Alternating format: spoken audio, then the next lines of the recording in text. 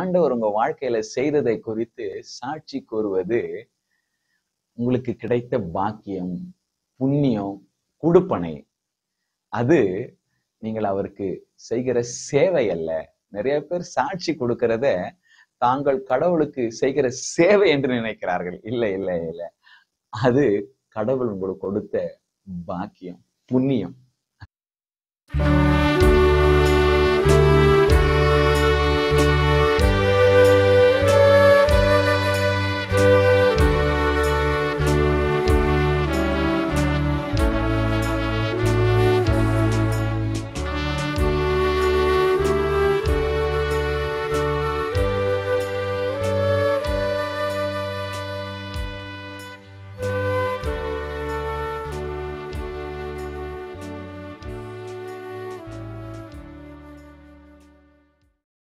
நீ ரட்சிக்கப்பட்டு எவ்வளவு நாள் ஆச்சு? அபிஷேகத்தை பெற்று எவ்வளவு நாள் ஆச்சு? யாருக்காவது நீ கடவுள் உன் வாழ்க்கையில செய்ததை, ஜீவனுள்ள தேவன் அவர் என்பதற்கு நீ சாட்சி சொல்லி இருக்கிறியா? கொஞ்சம் யோசித்துப்ப. கர்த்தர் இன்னைக்கு உன் கூட பேசி கொண்டு இருக்கிறார்.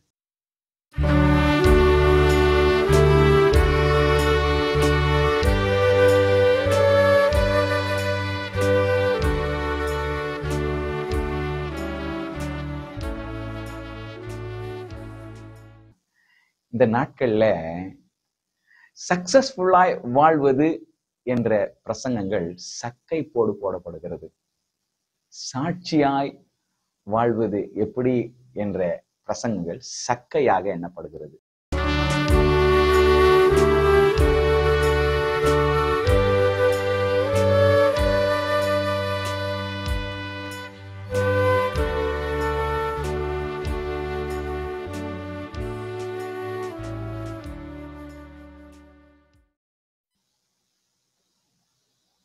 ஆண்டவரும் இரட்சகருமாயிருக்கிற இயேசு கிறிஸ்துவின் ஈடு இணையற்ற உன்னத பரிசுத்த நாமத்தில் உங்கள் ஒவ்வொருவருக்கும் என அன்பின் வாழ்த்துதலை தெரிவித்துக் கொள்கிறேன். செலிப்ரேட் ஜீசஸ் என்ற இந்த யூடியூப் சேனல் வாயிலாக உங்களை சந்திப்பதில் மிகுந்த மகிழ்ச்சி அடைகிறேன். இந்த நாளிலும் கர்த்தர் உங்களோடு கூட பேசுவார், உங்களை தொடுவார், உங்களுக்கு ஒரு அற்புதம் செய்வார் என்பதிலே எனக்கு எந்த விதமான சந்தேகமும் இல்லை. இந்த நாள் செய்திக்கு ஆதாரமாக ஏசாயா 43ஆம் அதிகாரம் 11ஆம் வசனம் 12ஆம் வசனம் ஆகிய வசனங்களை வாசிக்க கேட்போம். நானே கர்த்தர், என்னை அல்லாமல் இரட்சகர் இல்லை. நானே அறிவித்து ரட்சித்து விளங்க பண்ணினேன். உங்களில் இப்படி செய்யத்தக்க அந்நிய தேவன் இல்லை. நானே தேவன் என்பதற்கு நீங்கள் எனக்கு சாட்சிகள் என்று கர்த்தர் சொல்லுகிறார். சாட்சியின் ஜீவியம் என்ற தலைப்பில இந்த நாளில சில காரியங்களை உங்களோடு கூட பேசலாம் என்று சொல்லி யோசிக்கிறேன். இந்த செய்தியின் முடிவில் ஒரு சாட்சியை நான் வாசிக்க போறேன். அது உங்களுக்கு ரொம்ப பிரயோஜனமா இருக்கும். அதனால தொடர்ந்து முழுசா இந்த செய்தியை நீங்கள் கேட்கும்படியாக நான் உங்களை அன்பாய் கேட்டுக்கொள்கிறேன்.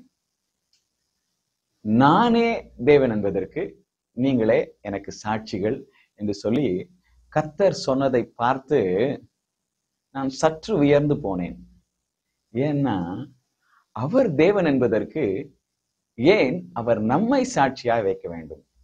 அவர் படைத்த அந்த பெரிய வானத்தை சாட்சியா வைத்திருக்கலாமே, அல்லது இந்த பெரிய பூமியை சாட்சியா வைத்திருக்கலாமே.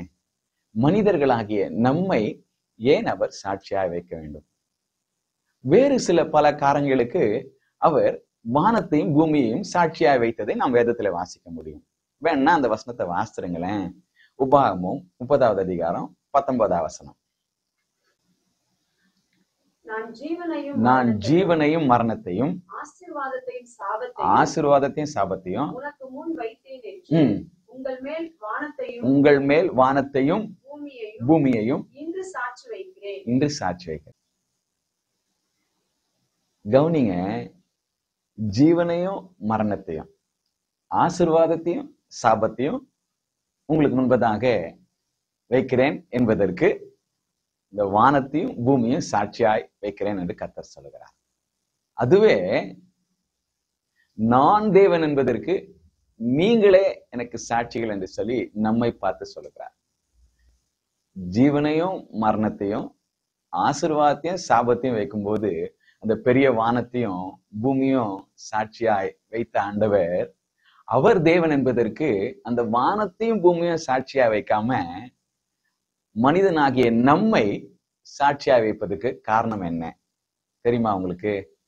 காரணம் என்னன்னா, நீங்க ஆதியாகமம் 1வது அதிகாரம் 26, 27 ஆகிய வசனங்களை வாசித்து பார்த்தீங்கன்னா, அவர் நம்மை அவருடைய சாயலின்படி அவருடைய ரூபத்தின்படி உண்டாக்கினார்.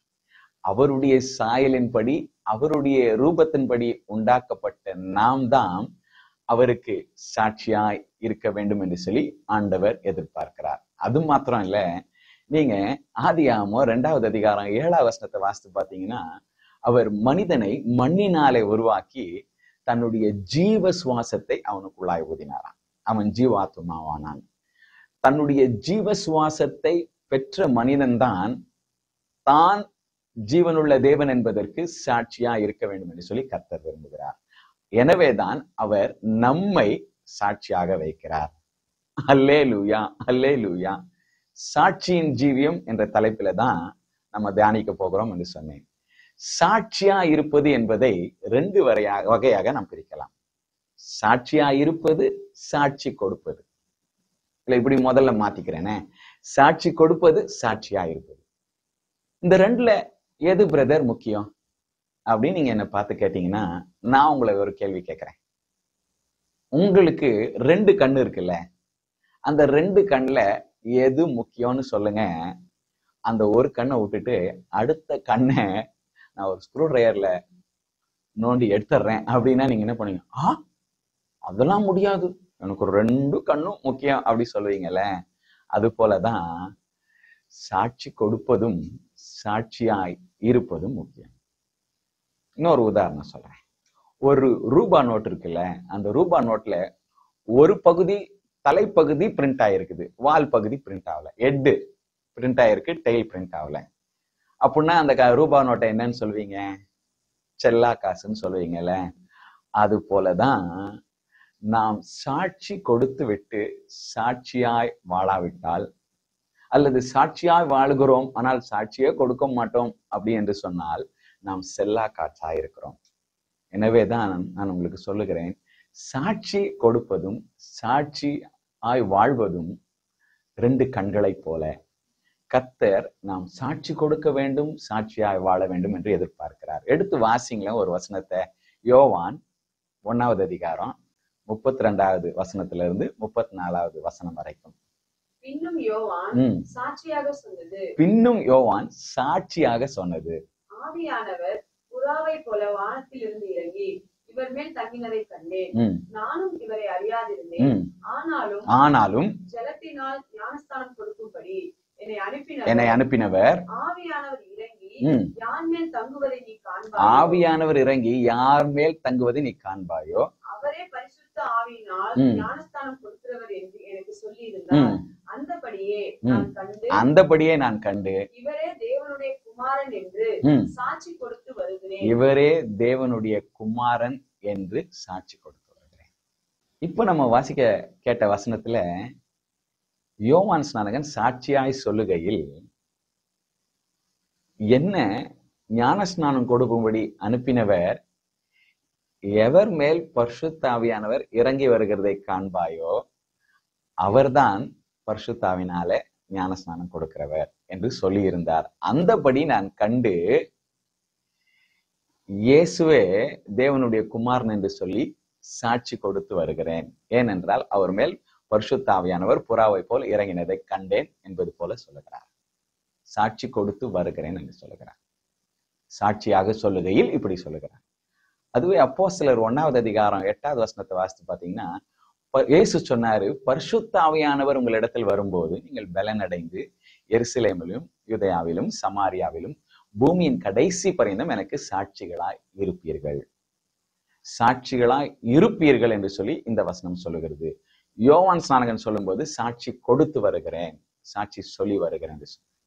அப்போ சாட்சி சொல்லுவதும் சாட்சி கொடுப்பதும் ரெண்டுமே இரண்டு கண்களை போன்றது, ரெண்டுமே முக்கியமான காரியம்.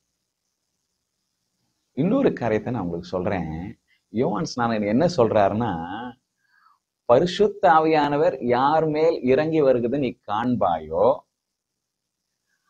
அவர்தான் தேவனுடைய குமாரன் என்று சொல்லி எனக்கு சொல்லி இருந்தார். என்னை அனுப்பினவர், ஞானஸ்நானம் கொடுக்க அனுப்பினவர் சொல்லி இருந்தார். அந்தபடி இயேசு மேல பரிசுத்த ஆவியானவர் இறங்கி வந்ததை நான் கண்டேன். ஆனபடினால அவர் தேவனுடைய குமாரன் என்று சொல்லி சாட்சி கொடுக்கிறேன். வேதவசனம் சொல்லுகிறது, எவர்கள் தேவனுடைய ஆவியினால் நடத்தப்படுகிறார்களோ அவர்கள் தேவனுடைய புத்திரராயிருக்கிறார்கள். Those who are led by the Spirit of God are called the sons of God. தேவனுடைய குமாரர்களாக குமாரத்திகளாக இருக்கிறார்கள். யார் பரிசுத்தாவியை பெற்று பரிசுத்தாவியினால நடத்தப்படுகிறார்களோ அவர்கள் தேவனுடைய குமாரர்களாக குமாரத்திகளாக இருக்கிறார்கள். அப்படி குமாரர்களாக குமாரத்திகளாய் இருக்கிறவர்களை குறித்து நீ பரிசுத்தாவினால் நிரப்பப்பட்டு இருக்கிறதை மற்றவர்கள் பார்ப்பார்களானால் அவர்கள் உன்னை குறித்து சாட்சி சொல்லுவார்கள், உன் ஜீவியத்தை குறித்து சாட்சி சொல்லுவார்கள். அப்போ பரிசுத்த ஆவியினால நடத்தப்படுகிறது, பரிசுத்த ஆவியினால நிரப்பப்படுகிறது எவ்வளவு முக்கியம்னு பார்த்துக்கோங்க. இது இன்றைக்கு நம்முடைய செய்தி அல்ல. நீ பரிசுத்த ஆவியினால நிரம்பி இருந்தா ஜனங்கள் உன்னை பார்த்து தேவனுடைய குமாரர்கள், தேவனுடைய குமாரத்திகள் என்று சொல்லுவார்கள் என்று சொல்லுகிறேன். ஆனால் இது இன்னைக்கு செய்தி இல்லை. இன்றைக்கு செய்தி என்ன? சாட்சியின் ஜீவியம். சாட்சியின் ஜீவியம் என்பதை ரெண்டு பகுதிகளாய் பிரிக்கலாம் என்று நான் சொல்லிக் கொண்டிருக்கிறேன். ஒன்னு சாட்சி கொடுப்பது, அடுத்தது சாட்சியாய் வாழ்வது. இது ரெண்டுமே முக்கியம் என்று சொல்லி நான் உங்களுக்கு சொல்லிக் கொண்டிருக்கிறேன். அதுக்கு இன்னொரு உதாரணத்தையும் சொல்லிடுறேன். ஒரு பெருங்காய டப்பா இருக்கு. அந்த பெருங்காய டப்பால பெருங்காயம் எல்லாம் காலி ஆயிடுச்சு. ஆனா அது மூடி வைக்கப்பட்டிருக்கிறது. அந்த பெருங்காய டப்பா திறந்த வாசனை வருமா வராதா? வாசனை வரும்.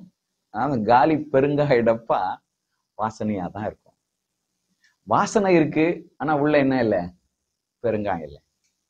அதுவே ஒரு பெருங்காய டப்பா இருக்கு, ஃபுல்லா பெருங்காயம் இருக்கு, ஆனா அது சீல் பண்ணி இருக்கு, ஃபுல்லா சீல் பண்ணிருக்கு. அதுல வாசனை வருமா? வாசனை வராது. ஆனா பெருங்காயம் இருக்கு. அப்போ உள்ள பெருங்காயம் இருந்து வாசனை வரலனாலும் பிரயோஜனம் இல்லை, உள்ள பெருங்காயம் எல்லாம் வெறும் வாசனை வந்தாலும் பிரயோஜனம் இல்லை. அது போலதான் சாட்சி கொடுத்து சாட்சியா வாழ்னாலும் பிரயோஜனம் இல்லை. சாட்சியா வாழ்றேன் ஆனா சாட்சியா கொடுக்க மாட்டேன் அப்படின்னாலும் பிரயோஜனம் இல்லை. இதை நீங்க இன்னும் புரிஞ்சுக்கிறதுக்காக சாட்சியினுடைய முக்கியத்துவத்தை, சாட்சி சொல்வதனுடைய பாக்கியத்தை நீங்க புரிஞ்சு கொள்றதுக்காக ரெண்டு நபர்களை உங்களுக்கு முன்பதாய் நான் காண்பித்து விட்டு, நான் சொன்னேன் பார்த்தீங்களா ஏற்கனவே ஒரு சாட்சியை நான் முடிவில் வாசித்து உங்களுக்காக ஜெபிக்க போறேன்னு. அப்படியா நான் வாசித்து நாம முடிக்க போறோம். எடுத்து முதலாவது ரெண்டு நபரை குறிச்சு யார் யார் அந்த நபர்னு வாசிப்போமா, பார்ப்போமா? எடுத்து வாசிங்களேன். யோவான் 4வது அதிகாரம் 39வது வசனம். நான் செய்த எல்லாவற்றையும் எனக்கு சொன்னார் என்று, நான் செய்த எல்லாவற்றையும் எனக்கு சொன்னார் என்று சாட்சி சொன்ன அந்த ஸ்திரீயினுடைய வார்த்தை நிமித்தம், சாட்சி சொன்ன அந்த ஸ்திரீயினுடைய வார்த்தை நிமித்தம் அந்த ஊரில் உள்ள சமாரியரில் அநேகர் அவர் மேல், அந்த ஊரில் உள்ள சமாரியரில் அநேகர் அவர் மேல் விசுவாசம் உள்ளவர்கள் ஆனார்கள். கவனிங்க, நீங்க யோவான் 4வது அதிகாரம் 5வது வசனத்திலிருந்து வாசித்து பாத்தீங்கன்னா, ஆண்டவராக இயேசு கிறிஸ்து சமாரியாவில் சீகார் என்ற ஊருக்கு போறார். அங்கே யாக்கோபுடைய கிணறு இருந்துச்சு. அந்த கிணத்தடியில அவர் களைப்படைந்தவராய், பிரயாணத்துல களைப்படைந்தவராய் வந்து அமருகிறார். அந்த நேரத்துல சமாரிய ஸ்திரீ ஒருத்தி தண்ணீர் மொள்ளும்படி குடத்தை கொண்டு வருகிறார். இயேசு அவளை பார்த்து தாகத்துக்கு தண்ணி தா என்று சொல்லி கேட்கிறார். அப்போ அந்த ஸ்திரீ அவரை பார்த்து சொல்றா, நீர் யூதராயிருக்க சமாரியராகிய எங்களிடத்தில் தண்ணி கேட்கலாமா? பொதுவாக யூதர்கள் சமாரியர் இடத்துல பேச மாட்டாங்க, பழக மாட்டாங்க. இங்க இயேசு அந்த சமாரிய ஸ்திரீ இடத்துல பார்த்து தாகத்துக்கு தண்ணி தான் என்று கேட்ட உடனே அவள் கேட்கிறாள், நீர் யூதராயிருக்க சமாரியராகிய எங்களிடத்துல தண்ணி தான் என்று எப்படி கேட்பது என்று சொல்லி. அப்போ இயேசு சொல்றாரு, உன்னிடத்துல பேசுறவர் இன்னார் என்று நீ அறிந்திருந்தாயானால் நீயே அவரிடத்துல கேட்டிருப்ப, அவர் உனக்கு ஜீவ தண்ணீரை கொடுத்திருப்பாருன்னு சொல்ற. இப்படியா இயேசு பேசி கொண்டிருக்கிறார். அவங்க கிட்ட கான்வர்சேஷன், அவங்க 2 பேருக்கும் கான்வர்சேஷன் வளருது. உடனே அவ சொல்றா, ஜீவ தண்ணீரை குடிச்சோன்னா அப்ப எங்களுக்கு தாகமே வராதா? அப்படின்னா நான் டெய்லி இப்படி கஷ்டப்பட தேவையில்லையே, நான் குடத்தை தூக்கிட்டு தண்ணி மூல தேவையில்ல, அப்படின்னா எனக்கு அந்த ஜீவ தண்ணீரை கொடுங்க அப்படின்னு சொல்லி கேட்கிறேன். உடனே இயேசு சொல்றாரு, புருஷனை கொண்டு வா அப்படின்னு சொல்றாரு. அதற்கு அவர் சொல்லுகிறாள், எனக்கு புருஷன் இல்லை. இயேசு சொல்றாரு, நீ சொன்னது உண்மைதான், உனக்கு 5 புருஷங்க இருந்தாங்க, இப்போ உன் கூட இருக்கிறது உன் புருஷன் இல்லை என்று சொல்லுகிறார். பாருங்களேன், இந்த காலத்துலதான் லிவிங் டுகெதர் கான்செப்ட் இருக்குன்னு பாத்தீங்கன்னா அந்த காலத்திலேயே இருந்திருக்கு. அவளுக்கு 5 புருஷர்கள் இருந்தார்கள். இப்ப அவ கூட வாழ்றது அவளுடைய புருஷன் இல்லையா. இயேசு கரெக்டா அதை சொன்ன உடனே அவள் உடனே நீர் தீர்க்கதரிசி என்று காண்கிறேன் என்று சொல்லுகிறார். முதல் அவரோடு கூட பேச்ச ஆரம்பிக்கும் போது நீ யூதராயிருக்க என்று சொல்லி பேசினாள். அப்பொழுது இயேசு அவளுடைய வாழ்க்கையில நடந்த சம்பவத்தை சொன்ன உடனே அவரை தீர்க்கதரிசியாக காண்கிறாள். முதல் யூதனாக பார்த்தவள் இயேசு அவளுடைய வாழ்க்கையினுடைய சம்பவத்தை அப்படியே சொன்னோன்னே இப்பொழுது அவரை தீர்க்கதரிசியாக பார்க்கிறாள். அவரை தீர்க்கதரிசியா பார்த்த உடனே அவள் டாபிக்கே மாத்திருச்சு. நீங்க ஒரு மனுஷனை எப்படி பாக்குறீங்களோ அதற்கேற்றபடிதான் நீங்க அவரிடத்துல அணுகுவீர்கள், பேசுவீர்கள். அவர் யூதனா பார்க்கும்போது சாதாரணமா தண்ணியை பத்தி பேசிட்டே வந்தா, ஆனா அவர் தீர்க்கதரிசி என்று கண்ட உடனே சொல்றா, எங்களுடைய பிதாக்கள் இந்த மலையிலே கடவுளை தொழுது கொண்டு வந்தாங்க, நீங்களோ எருசலேமில தொழ வேண்டும் என்று சொல்லுகிறீர்களே அப்படின்னு சொல்லி இயேசு கிட்ட ஸ்பிரிச்சுவல் டாபிக்கு போறா. ஜெனரல் டாபிக்ல இருந்து தீர்க்கதரிசின்னு தெரிஞ்சோன்னா ஸ்பிரிச்சுவல் டாபிக் போறா. உடனே இயேசு சொல்றாரு, என்ன நம்புமா, இதோ ஒரு காலம் வருது, அப்பொழுது இந்த மலையில மாத்திரம் இல்ல, அந்த எருசலேம்ல மாத்திரம் இல்ல, எங்கும் பிதாவை தொழுது கொள்ளும் ஒரு காலம் வருதுன்னு சொல்ற. அப்போ திருப்பி அப்படியே பேசிட்டே இருக்காரு. சொல்றாரு, பிதாவை தொழுது கொள்ளுகிறவர் ஆவியோடும் உண்மையோடும் அவரை தொழுது கொள்ள வேண்டும் என்று சொல்லி இப்படியாக ஸ்பிரிச்சுவல் டாபிக் அப்படியே பேசிக்கொண்டே இருக்கிறார். உடனே அவர் சொல்றா, மேசியா வருவார், அவர் இதெல்லாம் எங்களுக்கு கத்து தருவார்னு சொல்லி இருக்குதே அப்படின்னு சொல்ற. அப்போ இயேசு சொல்றாரு, நான் தாமா அவர் என்று சொல்றார்.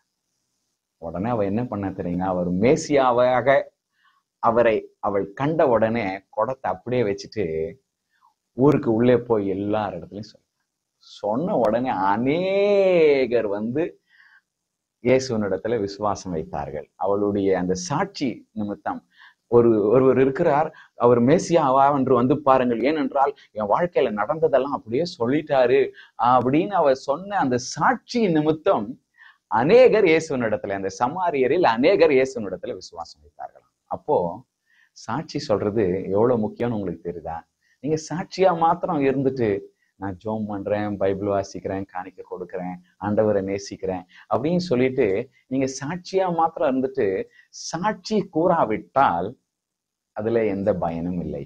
பாருங்க, அவ சாட்சி சொன்ன அப்பதான் இயேசுவை சந்திக்கிறாள், அப்பதான் இயேசு கிட்ட பேச்சு கொடுக்கிறாள். உடனே யூதனாய் இயேசுவை பார்த்தவள் இயேசுவோடு கூட சம்பாஷிக்க அவர் தீர்க்கதரிசி என்று புரிந்து கொண்டார். இன்னும் அவரோடு கூட சம்பாஷிக்க அவரை மேசியா என்று அறிந்து கொண்டாள். அறிந்து கொண்டவள் அந்த ஜனமே அந்த நேரமே குடத்தை வைத்து விட்டு சாட்சி சொல்லும்படியாய் கடந்து செல்கிறார். நீ ரட்சிக்கப்பட்டு எவ்வளவு நாள் ஆச்சு? அபிஷேகத்தை பெற்று எவ்வளவு நாள் ஆச்சு? யாருக்காவது நீ கடவுள் உன் வாழ்க்கையில செய்ததை, ஜீவனுள்ள தேவன் அவர் என்பதற்கு நீ சாட்சி சொல்லி இருக்கிறியா? கொஞ்சம் யோசித்துப்பார். கர்த்தர் இன்னைக்கு உன் கூட பேசி கொண்டு இருக்கிறார். சாட்சியாய் வாழ்கிறாய், உண்மைதான். சாட்சி சொல்லுகிறாயா? இன்றைக்கு உன்னை சாட்சி சொல்லும்படி God is encouraging you to share your testimony with others. Praise the Lord. Hallelujah. இன்னும் ஒரு சாட்சியினுடைய முக்கியத்துவத்தை, அது எவ்வளவு பெரிய ஸ்லாக்கியம் என்பதை நீங்கள் புரிந்து கொள்ளும்படியாக இன்னொரு நபரை குறித்து நான் உங்ககிட்ட பேசுறேன். எடுத்து வாசிங்களேன். அப்போஸ்தலர் 26வது அதிகாரம் 22வது வசனம். ஆனாலும்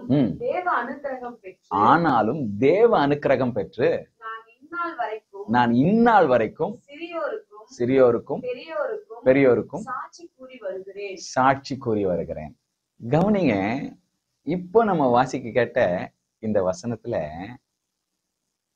அப்போஸ்தலனாகிய பவுல் இப்படியாய் சொல்லுகிறார், நான் தேவ அனுக்கிரகம் பெற்று இந்நாள் வரைக்கும் சிறியோருக்கும் பெரியோருக்கும் சாட்சி கூறி வருகிறேன்.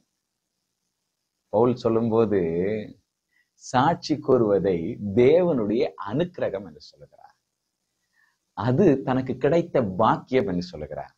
எனக்கு அன்பானவர்களே, ஆண்டவரை குறித்து, ஆண்டவர் உங்க வாழ்க்கையில செய்ததை குறித்து சாட்சி கூறுவது உங்களுக்கு கிடைத்த பாக்கியம், புண்ணியம், குடுப்பனை.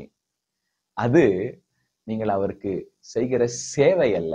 நிறைய பேர் சாட்சி கொடுக்கிறத தாங்கள் கடவுளுக்கு செய்கிற சேவை என்று நினைக்கிறார்கள். இல்லை இல்லை இல்லை, அது கடவுள் உங்களுக்கு கொடுத்த பாக்கியம், புண்ணியம். அல்லேலூயா. அதை தான் பவுல் சொல்றாரு, நான் தேவ அனுக்கிரகம் பெற்று இந்நாள் வரைக்கும் சிறியோருக்கும் பெரியோருக்கும் சாட்சி கூறி வருகிறேன். சிறியோருக்கும் பெரியோருக்கும், சமுதாயத்துல தாழ்ந்த நிலையில இருப்பவர்களுக்கும், சமுதாயத்துல பெரியவர்கள் என்று மதிக்கப்படுகிறவர்களுக்கும், சின்ன பிள்ளைகளுக்கும், வயதுல முதிர்ந்தவர்களுக்கும் நான் சாட்சி கூறி வருகிறேன் என்று சொல்லுகிறார். தேவ அனுக்கிரகம் பெற்று சாட்சி கூறி வருகிறேன் என்று சொல்லுகிறார். இதை எந்த சூழ்நிலையில யார் இடத்துல சொல்றாரு தெரியுமா? பவுல் கர்த்தரை அறிவித்தபடினால சிறையில வைக்கப்பட்டு, பிற்பாடு அந்த சிறையிலிருந்து விடுவிக்கப்பட்டு அகரிப்பா ராஜாவுக்கு முன்பதாக விசாரிக்கப்படும்படி கொண்டு போகப்படுகிறார். அப்பொழுது அந்த அகரிப்பா ராஜாவினிடத்துல தேவன் தன்னை சந்தித்ததை சாட்சியாக கூறிவிட்டு, எப்படி தான் ஊழியக்காரனாக மாறினேன் என்பதை சாட்சியாய் கூறிவிட்டு பிற்பாடு இதை சொல்லுகிறார், நான் தேவ அனுக்கிரகம் பெற்று இந்நாள் வரைக்கும் பெரியோருக்கும் சிறியோருக்கும் சாட்சி கூறி வருகிறேன் என்று சொல்லுகிறார். கவனிங்க, நம்மள நிறைய பேரு தேவனை குறித்து சாட்சி சொல்லும் போது, தேவன் நமக்கு செய்ததை சாட்சி சொல்லும் போது ஆதாயம் கிடைக்குமானால் சாட்சி சொல்லுகிறோம். ஆபத்தான இடத்துல சாட்சி சொல்வதில்லை. இங்கே பவுல் சொல்லும் போது அங்கே பாடுகள் நிறைந்த இடத்துல, அந்த இடத்துல அவர் என்ன பண்றாருன்னா சாட்சியா நிற்கிறார். ஆதாயம் கிடைச்சா சாட்சி சொல்வேன், ஆபத்தானா நான் சாட்சிய சொல்ல மாட்டேன் அப்படின்னு இருப்பது சாட்சியின் ஜீவியம் அல்ல. ஒரு இடத்துல போய் கர்த்தர் நல்லவருங்க, எனக்கு இப்படி செஞ்சாருங்க அப்படின்னு சாட்சி சொன்னா, வர்றா இவ்வளவு பெரிய நல்ல சாட்சிரா அப்படின்னு சொல்லிட்டு உங்க பிள்ளைக்கு ஸ்கூல்ல அட்மிஷன் கிடைக்கும், அல்லது உங்களுக்கு ஏதாவது அங்க ஆதாயம் கிடைக்கும் அப்படின்ற இடத்துல சாட்சி சொல்லிட்டு, இந்த இடத்துல சாட்சி சொன்னா நம்மள திட்டுவாங்க, கல்லெறிவாங்க, நமக்கு ஏதாவது ஆபத்து வரும் என்ற இடத்துல நம்ம அமைதியா இருப்போம். ஆனால் உண்மையாகவே அது சாட்சியின் ஜீவியம் கிடையாது. இன்றைக்கு ஏன் சாட்சியின் ஜீவியத்தை பத்தி பேசுறோம்னு கேட்டீங்கன்னா, இந்த நாட்கள்ல சக்சஸ்ஃபுல்லாய் வாழ்வது என்ற பிரசங்கங்கள் சக்கை போடப்படுகிறது. சாட்சியாய் வாழ்வது எப்படி என்ற பிரசங்கங்கள் சக்கையாக எண்ணப்படுகிறது. மறுபடியும் சொல்லட்டுமா? சக்சஸ்ஃபுல்லா வாழ்வது எப்படி என்கிற பிரசங்கங்கள் நம் மத்தியில சக்கை போடுகிறது. ஆனால் சாட்சியாய் வாழ்வது எப்படி என்கிற பிரசங்கங்கள் சக்கையாக எண்ணப்படுகிறது. சக்சஸ்ஃபுல்லா வாழ்வது எப்படி என்பதை உலகத்துல நிறைய பேர் சொல்லி கொண்டு இருக்கிறாங்க. ஏங்க, சக்சஸ்ஃபுல்லா இருக்கிறவங்கன்னு பாத்தீங்கன்னா அம்பானி சக்சஸ்ஃபுல்லா இருக்கிறாரு, அதானி சக்சஸ்ஃபுல்லா இருக்கிறாரு. ஆனா அவங்க சாட்சியா இருக்கிறாங்களா? இல்லையே. கர்த்தருக்கு சாட்சியா இருக்கிறாங்களா? இல்லையே. அப்போ சக்சஸ்ஃபுல்லா வாழ்றது கிறிஸ்தவர்கள் அவசியம்தான், இல்லை என்று சொல்லவில்லை. நீ சக்சஸ்ஃபுல்லா வாழணும். ஆனா சக்சஸ்ஃபுல்லா வாழும் போதே கடவுளுக்கு சாட்சியாய் வாழ வேண்டும் என்பது ஒரு மிகவும் மிக முக்கியமானது. ஆனபடியினால்தான் இந்த வேளையில கர்த்தர் நம்மோடு கூட சாட்சியின் ஜீவியத்தை குறித்து பேசிக் கொண்டிருக்கிறார். சரி, நான் ஏற்கனவே உங்களுக்கு சொன்னேன் தெரியுங்களா? என்ன சொன்னேன் ஞாபகம் இருக்கா? ஒரு சாட்சிய நான் வாசிச்சுட்டு அதுக்கப்புறம் என்ன பண்ண போறேன், உங்களுக்காக ஜெபிக்க போறேன்னு சொல்லி அந்த சாட்சியை தான் நான் என்ன பண்ண போறேன், அப்படியே வாசிக்க போறேன். வாசிக்கலாமா? சிலர் சொல்லுவாங்க பாத்தீங்களா, சாட்சி சொல்ற விதத்தை நான் உங்களுக்கு சொல்லிடுறேன். ஒரு மீட்டிங் நடக்குதுன்னா சிலர் என்ன பண்ணுவாங்கன்னா, கர்த்தருடைய நாமம் மகிமைப்படுவதாக, கர்த்தர் என்னையும் இந்த ஒரு சிறு சாட்சியாய் நிறுத்தினதுக்காக நான் கர்த்தரை ஸ்தோத்திரிக்கிறேன் அப்படின்னு சொல்லிட்டு கர்த்தரை மகிமைப்படுத்தும்படியாய் சாட்சி சொல்லுவாங்க. சிலர் என்ன பண்ணுவாங்கன்னா, அவங்களுக்கு சாட்சி சொல்ல வராது. கூடவே ஒருத்தரை கூப்பிட்டு வருவாங்க. கூடவே ஒருத்தரை கூப்பிட்டு வந்து இவங்க பக்கத்திலே நிற்பாங்க. இவங்க சாட்சிய அவங்க சொல்லுவாங்க. இன்னும் சிலர் இருக்கிறாங்க, சாட்சி சொல்ல அவங்களுக்கு வராது. அதனால என்ன பண்ணுவாங்கன்னா, ஒரு பேப்பர்ல எழுதிட்டு வந்து கொடுப்பாங்க. இவங்க பக்கத்துல நிற்பாங்க, இன்னொருத்தர் அதெல்லாம் அப்படியே வாசிப்பாங்க. அந்த மாதிரிதான் ஒரு சாட்சிய ஒருத்தர் எழுதி இருக்கிறாரு. அதை நான் உங்களுக்காக வாசிக்க போறேன். அதுக்கப்புறம் உங்களுக்காக ஜெபம் பண்ண போறேன். எடுத்து வாசிக்கலாமா அந்த சாட்சியை? நீங்களும் சேர்ந்து வாசிக்கலாம். அந்த சாட்சி எங்க இருக்குதுன்னு கேட்டு ஆச்சரியப்படுவீங்க. எடுத்து வாசிங்க. தானியேல் 4வது அதிகாரம் 1ஆம் வசனம் 2ஆம் வசனம். ராஜாவாகிய நேபுகாத்நேச்சார் பூமி எங்கும் குடியிருக்கிற சகல ஜனத்தாருக்கும் பூமி எங்கும் குடியிருக்கிற சகல ஜனத்தாருக்கும் ஜாதியாருக்கும் பாஷைக்காரருக்கும் எழுதுகிறதாவது. நிறுத்துங்க, கவனிங்க. நான் சொன்னேன்ல, ஒரு சாட்சிய நான் அப்படியே வாசித்துட்டு உங்களுக்காக ஜெபிக்கிறேன்னு. அதுதான் நான் இப்ப செஞ்சுட்டு இருக்கேன். நிறைய ஊழியக்காரங்க இந்த நேபுகாத்நேச்சாரை குறித்து பேசும்போது, நேபுகாத்நேச்சார் என் வல்லமையின் பராக்கிரமத்தினால என் மகிமையின் பிரஸ்தாபத்துக்கு என்று நான் கட்டின மகா பாபிலோன் என்று சொல்லி அகந்தையாய் பேசினான். ஆனபடினால கர்த்தர் அவனை அடித்தார். அவன் 7 வருடம் மாடை போல புல்லை மேய்ந்தான் என்று சொல்லி நேபுகாத்நேச்சாருடைய வீழ்ச்சியாக இந்த சம்பவத்தை குறித்து பேசுவார்கள். இப்போ நான் வாசிக்க போற இந்த சம்பவத்தை குறித்து பேசுவாங்க. ஆனா இந்த சம்பவம் நேபுகாத்நேச்சாருடைய வீழ்ச்சி அல்ல, நேபுகாத்நேச்சாருடைய எழுச்சி. இந்த சம்பவம் நேபுகாத்நேச்சாருடைய வீழ்ச்சி அல்ல, இந்த சம்பவம் நேபுகாத்நேச்சாருடைய சாட்சி. நேபுகாத்நேச்சாரே இந்த சம்பவத்தை சாட்சியாக எழுதுகிறார். எனவே இது சாட்சியின் கடிதம். நான் சொன்ன பாருங்க, சிலர் சாட்சி சொல்ல மாட்டாங்க, அவங்க எழுதி கொடுத்து மற்றவங்களை வாசிக்க சொல்லுவாங்க. அந்த மாதிரி இது நேபுகாத்நேச்சார் எழுதி கொடுத்து நம்மை வாசிக்க செய்கிற சாட்சியின் கடிதம். பவுல் சாட்சியின் கடிதத்தை எழுதினாரு. கொரிந்துக்கு எழுதின நிருபம், ரோமருக்கு எழுதினார். இப்படி நிறைய சாட்சியின் கடிதங்களை இப்படி நிறைய நிருபங்களை எழுதினார். அந்த நிருபங்களை எல்லாம் இப்ப கொரிந்தியருக்கு எழுதின நிருபம்னு வச்சுக்கோங்களேன். அவர் கொரிந்துவில் இருக்கிற பரிசுத்தவான்கள், விசுவாசிகள், இப்படி அவங்களுக்கு எழுதுறாரு. அவர் எழுதும் போது அந்த கொரிந்து பட்டணத்துல இருக்கிற சபையில இருக்கிற பரிசுத்தவான்கள், விசுவாசிகளுக்கு எழுதுகிறேன்னு சொல்றாரு. அவர் நினைச்சிருக்க மாட்டாரு இன்னைக்கு அவர் எழுதுறது உலகம் எங்கும் சாட்சியா போகுதுன்னு நினைச்சிருக்க மாட்டாரு. ஆனா ஆவியானவர் அதை ஆசீர்வதித்து அவர் எழுதினதை சாட்சியாக உலகம் எங்கும் வாசிக்கும்படி செய்திருக்கிறார். ஆனா இங்க பாருங்க, நேபுகாத்நேச்சார் சொல்லும் போதே, எழுதும் போதே சொல்றாரு, சகல பாஷைக்காரர், சகல ஜாதிக்காரர், சகல நாட்டாருக்கும், சகல ஜனங்களுக்கும் எழுதுகிறதாவது என்று சொல்லுகிறார். ஒரு ராஜாவுக்கு தான் சாட்சியை எழுதுனா எங்கெல்லாம் ரீச் ஆகும்னு தெரியும். எனக்கு அருமையான தேவ பிள்ளையே, நான் உனக்கு சொல்லுகிறேன், ஆண்டவர் நம்மை ராஜாக்களும் ஆசாரியர்களுமா வைத்திருக்கிறார். உங்களை குறித்து நீங்கள் சாட்சியா எழுதலாம். உங்களை குறித்து உங்க வாழ்க்கையில கர்த்தர் செய்ததை சாட்சியா எழுதி, மற்றவர்களுடைய சாட்சி அல்ல, உங்கள் சாட்சியை கூட ஒரு பிரதியாக எடுத்து ஒரு டிராக்டா போட்டு மற்றவர்களுக்கு நீங்க கொடுக்கலாம். செய்து பாருங்கள், கர்த்தர் உங்களை ஆசீர்வதிப்பார். இங்க நேபுகாத்நேச்சார் தன்னுடைய சாட்சியை எழுதுகிறார். ஆனா ஊழியக்காரங்க நேபுகாத்னுடைய வீழ்ச்சியாக அதை குறித்து பேசுகிறார்கள். அப்படி அவன் பண்ணா அதனால கர்த்தர் அடிச்சார் என்று சொல்றாங்க. ஆனா இங்க அவனுடைய வீழ்ச்சியாக அதை நான் பார்க்கவில்லை, அவனுடைய எழுச்சியாக அதை பார்க்கிறேன். ஏனென்றால் அதை அவனே சாட்சியாக எழுதுறான். 2வது வசனத்தையும் வாசித்துருங்கம்மா. உன்னதமான தேவன் என்னிடத்தில் செய்த அடையாளங்களையும் அற்புதங்களையும் பிரசித்தப்படுத்துவது எனக்கு நன்மையாய் கண்டது. என்னிடத்தில் செய்த அடையாளங்களையும் அற்புதங்களையும் பிரசித்தப்படுத்துவது எனக்கு நன்மையாய் கண்டது. புரியுதா? இததான் அவர் சொல்றாரு. கடவுள் என்னிடத்துல செஞ்ச அற்புதத்தை அடையாளத்தை நான் பிரசித்தி படுத்துறதுக்காக சாட்சியா இதை எழுதுறேன் அப்படின்றத மாதிரிதான் இதை எழுதுறாரு. நான் 4வது வசனத்தை வாசிங்க. அங்கதான் அவர் சாட்சியை தொடங்குறாரு. நேபுகாத்நேச்சாராகிய நான் என் வீட்டிலே சௌக்கியம் உள்ளவனாயிருந்து என் அரண்மனையிலே வாழ்ந்து கொண்டிருந்தேன். இருங்க, இப்பதான் அவர் சாட்சியை ஆரம்பிக்கிறார். உங்ககிட்ட அந்த லெட்டர், அந்த சாட்சி லெட்டர் உங்ககிட்டயும் இருக்குமே. உங்ககிட்ட பைபிள் இல்ல? அதான் அவர் எழுதுற சாட்சி. அதுதான் 4வது அதிகாரத்தை எடுத்து வச்சுக்கோங்க. ஒருவேளை அந்த லெட்டர் உங்க கையில இருந்து ரொம்ப நாள் வாசிக்காம அப்படியே மூடின கவரோட இருக்கலாம். இப்ப கவரை பிரிச்சு நீங்க வாசிங்க.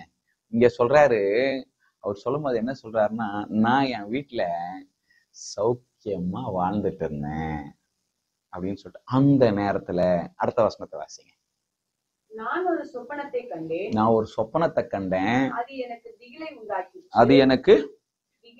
திகிலை உண்டாக்கியது. என் படுக்கையின் மேல் எனக்குள்ள உண்டான நினைவுகளும் என் தலையில் தோன்றின தரிசனங்களும் என்னை கலங்க பண்ணிற்று.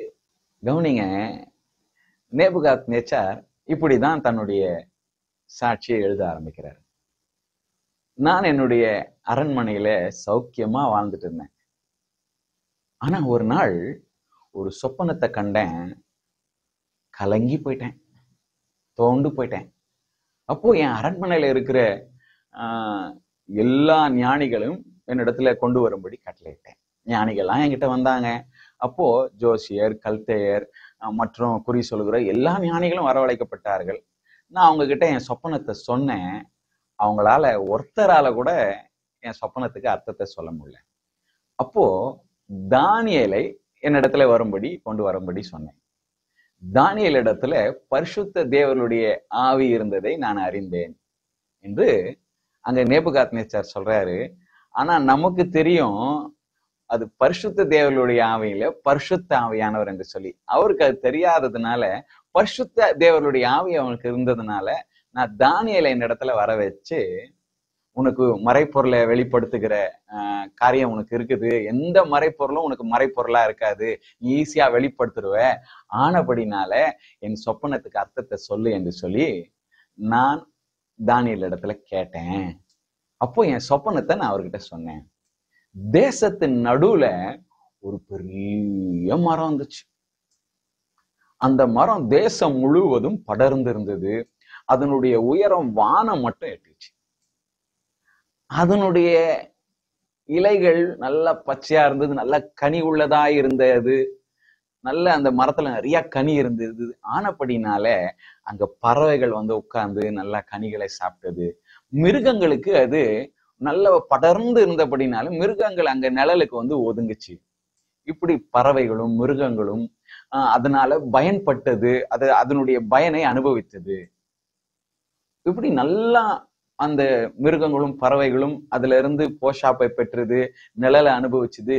இந்த நேரத்துல வானத்துல இருந்து ஒரு காவலாளன் இறங்கி வந்தான். அவன் சொன்னான், இந்த மரத்தை வெட்டி போடுங்க, ஆனா அடி வேறு மாத்திரம் அப்படியே இருக்கட்டும், முழுசா வெட்ட வேணாம், வேற மாத்திரம் விட்டுட்டு மிச்சது எல்லாத்தையும், அடி மரத்தை மாத்திரம் விட்டுட்டு மிச்சத்தெல்லாம் வெட்டி போட்டுருங்க. அப்போ அங்க இருக்கிற பறவைகள், அதுல இருக்கிற அங்கே தங்கின, அங்கே நிழலுக்கு ஒதுங்கின மிருகங்கள் எதுவும் வரக்கூடாது, அப்படியாக அவைகள் எல்லாம் சிதறடிக்க போகட்டும் என்று சொல்லி அப்படி சொன்ன மாத்திரத்துல அந்த அடிமரம் மட்டும் இருக்கும்படி மிச்சதெல்லாம் வெட்டப்பட்டது. அது எவ்வளவு நாள் போகும்னா 7 காலம் வரைக்கும் போகும் அப்படின்னு சொல்லிட்டு நம்ம பைபிள்ல போட்டிருக்கு. திருவிவிலிய மொழிபெயர்ப்புல 7 வருஷம் அப்படி இருக்கும். எது வரைக்கும் இருக்கும்னா அவன் அந்த நபர் எது தெரிந்து கொள்ளுகிற வரைக்கும் உன்னதமானவர் மனுஷருடைய ராஜ்யத்திலே ஆளுகை செய்கிறார் என்று உணர்ந்து அறிந்து கொள்ளும் மட்டும் 7 காலங்கள் இப்படி இருக்க வேண்டும், 7 வருஷம் இப்படி இருக்கணும் அப்படின்னு சொல்லி ஒரு சத்தம் உண்டாச்சு. இப்படி கேட்டேன் நானு. இது அர்த்தத்தை எனக்கு சொல்லு என்று சொல்லி தானியேல் இடத்துல கேட்க. அதுக்கு தானியேல் என்ன சொன்னார் தெரியுமா? 14வது வசனத்துல இருந்து 18வது வசனம் வரைக்கும் சிஸ்டர் அத வாசிப்பாங்க, நீங்களும் கவனமா கேளுங்களேன். அவன் உரத்த சத்தமிட்டு, யாருன்னா அந்த பரிசுத்தவானாகிய அந்த காவலாளி உரத்த சத்தமிட்டு, இந்த விருட்சத்தை வெட்டி இதன் கொம்புகளை தரித்து போடுங்கள். இந்த மரத்தை வெட்டி இதன் கொம்புகளை தரித்து போடுங்க. இதன் இலைகளை உதிர்த்து இதன் கனிகளை சிதறடியுங்கள். இதன் கீழ் உள்ள மிருகங்களும் இதன் கொம்புகளில் உள்ள பட்சிகளும் போய்விடட்டும். ஆனாலும் இதன் வேர்களாகிய அடிமரம் பூமியில் இருக்கட்டும். இரும்பும் வெண்கலமுமான விலங்கிடப்பட்டு வெளியின் பசும்புல்லிலே தங்கி ஆகாயத்து பனியிலே அது நனைவதாக. மிருகங்களோட பூமியின் பூண்டிலே அவனுக்கு பங்கு இருக்க கடவுது. மிருகங்களோட பூமியின் பூண்டிலே அவனுக்கு பங்கு இருக்கட்டும். அவனுடைய இருதயம் மனுஷ இருதயமாயிராமல் மாறும்படி மிருக இருதயம் அவனுக்கு கொடுக்கப்பட கடவுது. இப்படி இருக்கிற அவன் மேல் 7 காலங்கள் கடந்து போக வேண்டும். அதான் சொன்ன 7 வருஷம் கடந்து போக வேண்டும். உன்னதமானவர் மனுஷருடைய ராஜ்யத்தில் ஆளுகை செய்து தமக்கு சித்தமானவனுக்கு அதை கொடுத்து மனுஷரில் தாழ்ந்தவனையும் அதன் மேல் அதிகாரி ஆக்குகிறார் என்று அறியும்படிக்கு காவலாளரின் தீர்ப்பினால் இந்த காரியமும் பரிசுத்தவான்களின் மொழியினால் விசாரணையும் தீர்மானிக்கப்பட்டது என்றான். நேபுகாத்நேச்சார் என்னும் ராஜாவாகிய நான் கண்ட சொப்பனம் இதுவே. இப்பொழுது பெல்ஷத்சாரே, நீ இதன் அர்த்தத்தை சொல்லு. என் ராஜ்யத்தில் உள்ள ஞானிகள். இப்பொழுது நேபுகாத்நேச்சார் பார்த்து சொல்றான், பெல்ஷாத்சாரே, பெல்ஷாத்சார்னா யாருன்னு உங்களுக்கு சொன்னேன், தானியேலை பார்த்து சொல்றான், இதனுடைய அர்த்தத்தை எனக்கு சொல்லு. இந்த நேபுகாத்நேச்சார் தானியேல் என்று சொல்லப்பட்ட இந்த பெல்ஷாத்சார் அல்லது பெல்ஷாத்சார் என்று சொல்லப்பட்ட தானியேல் இடத்துல இந்த சொப்பனத்தின் அர்த்தத்தை எனக்கு சொல்லுன்னு சொன்னோன்னு இந்த தானியேல் ஒரு நாளிகை அப்படியே திகைத்து நின்றான். அப்போ இந்த ராஜா அவனை பார்த்து சொல்றான், இந்த சொப்பனம் உன்னை கலங்க பண்ண வேண்டியதில்லை அப்படின்னு சொன்னானே. அப்போ தானியேல் சொல்றான் ராஜாவை பார்த்து, ராஜாவே, இந்த சொப்பனம் உங்க பகைவர் இடத்துலயும் இந்த சொப்பனத்தினுடைய அர்த்தம் உங்க சத்துருவின் இடத்துலயும் பலிக்க கடவுது. இது உங்களுக்கு வேணாம், அவங்களுக்கு பலிக்கட்டும் அப்படின்னு சொல்லிட்டு அவன் அந்த ராஜாவை நேசித்தபடினால் அப்படி சொல்லிவிட்டு அதற்கு பிற்பாடு அந்த ராஜாவுக்கு அந்த சொப்பனத்தினுடைய அர்த்தத்தை சொல்ல ஆரம்பிக்கிறான். என்ன சொல்றான் அந்த லெட்டர்ல நீங்க வாசிங்களேன், சகோதரி வாசிக்குமோ நீங்களும் சேர்ந்து வாசிங்க. 22வது வசனத்துல இருந்து வாசிங்களேன் சிஸ்டர். அது பெரியவரும் பலத்தவருமாய் இருக்கிற ராஜாவாகிய நீர் தாமே. பெரியவரும் பலத்தவருமாய் இருக்கிற ராஜா நீர் தான். இப்ப அர்த்தத்தை ராஜா கிட்ட சொல்லிட்டு இருக்கான். நீங்க தான் அது, அந்த பெரிய மரம் பாத்தீங்கல்ல, அது நீங்க தான். மகத்துவமும் பெருகி வான பரியந்தமும் உமது கர்த்தத்துவம் பூமியின் எல்லை பரியந்தமும் வெட்டி இருக்கிறது. இந்த விருட்சத்தை வெட்டி இதை அழித்து போடுங்கள். ஆனாலும் இதன் வேர்களாகிய அடிமரம் தரையில் இருக்கட்டும். கவனிங்க, இந்த மரத்தை வெட்டி அழிச்சு போட்டுருங்க, ஆனா அந்த வேர்களாகிய அடிமரம் மாத்திரம் இருக்கட்டும், அதை என்ன பண்ணாதீங்க, வெட்டாதீங்க. இரும்பும் வெண்கலமுமான விலங்கு இடட்டும். வெளியின் பசும்புல்லிலே தங்கி ஆகாயத்து பனியிலே நனைவதாக. 7 காலங்கள் அவன் மேல் கடந்து. நான் சொன்ன 7 காலம்ன்றது 7 வருஷம். 7 வருஷம் கடந்து போகட்டும். மிருகங்களோட அவனுடைய பங்கு இருக்க, மிருகங்களோட அவன் பங்கு இருக்க கடவுது. வானத்திலிருந்து இறங்கி சொன்ன பரிசுத்த காவலாளனை ராஜாவாகிய நீர் கண்டீரே. ராஜாவே, ம். அதன் அர்த்தமும் ம். ராஜாவாகிய என் ஆண்டவன் பேரில் வந்த உன்னதமானவருடைய தீர்மானமும் என்னவென்றால், என்னன்னா மனுஷரின்று நீ தள்ளிவிடப்படுவீர், மனுஷர் என்று தள்ளிவிடப்படுவீர், வெளியின் மிருகங்களோட சஞ்சரிப்பீர். வெளியின் மிருகங்களோட சஞ்சரிப்பீர். ஒரு நிமிஷம். மனுஷரிலிருந்து நீ தள்ளிவிடப்படுவீர், வெளியின் மிருகங்களோட நீ சஞ்சரிப்பீர். இது அவன் வாழ்க்கையில நடந்தது. 7 வருஷம் பின்னாடி அதை வாசிக்க கேட்பீங்க. 7 வருஷம் அவன் தன்னுடைய ராஜ்ய பாரத்தை இழந்து அவன் மனுஷரிலிருந்து தள்ளப்பட்டு, அங்க நம்ம முன்னாடி வாசித்தோம் பாருங்க, மனுஷருடைய இருதயம் அவனுக்கிட்ட எடுத்துப்பட்டு மிருகத்தினுடைய இருதயம் அவனுக்கு கொடுக்கப்படுவது கிடையாது அப்படின்னு. அந்த மாதிரி 7 வருஷம் அவன் தன்னுடைய ராஜ்ய பாரத்திலிருந்து எடுக்கப்பட்டு அவன் மாட்டை போல புல்லை மேய்ந்தான். அவனுக்கு திடீர்னு என்ன ஆச்சுன்னா, தன்னை மாடாக அவன் நினைத்துக் கொள்ளுகிறான்.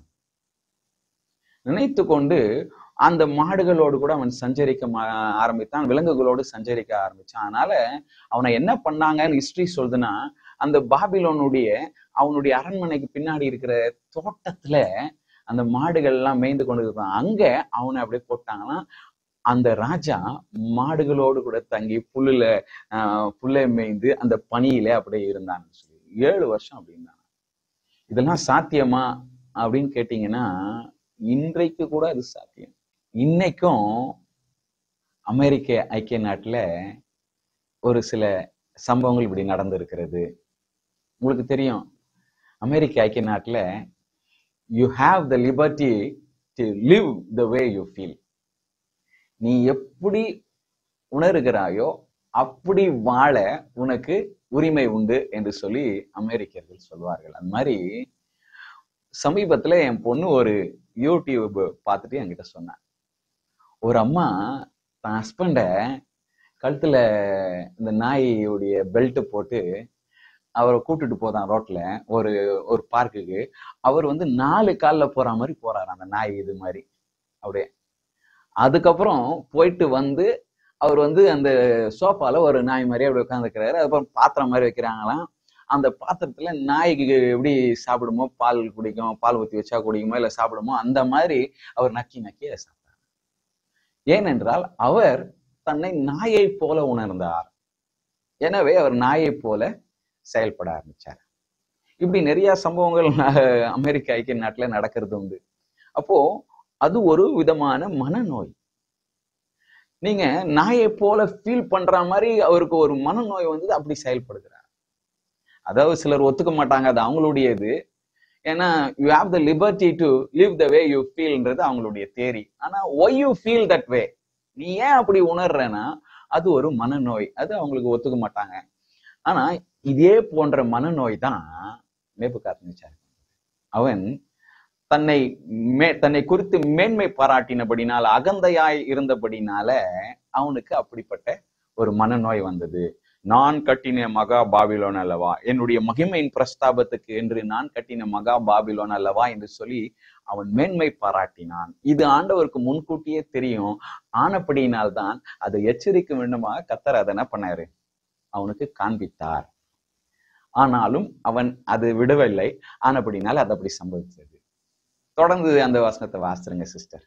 உன்னதமானவர் மனுஷருடைய ராஜ்யத்தில் ஆளுகை செய்து தமக்கு சித்தமாய் இருக்கிறவனுக்கு அதை கொடுக்கிறார் என்பதை நீர் அறிந்து கொள்ளும் மட்டும் 7 காலங்கள் உம்முடைய பேரில் கடந்து போக வேண்டும். 7 காலங்கள் உன் பேர் கடந்து போகும்.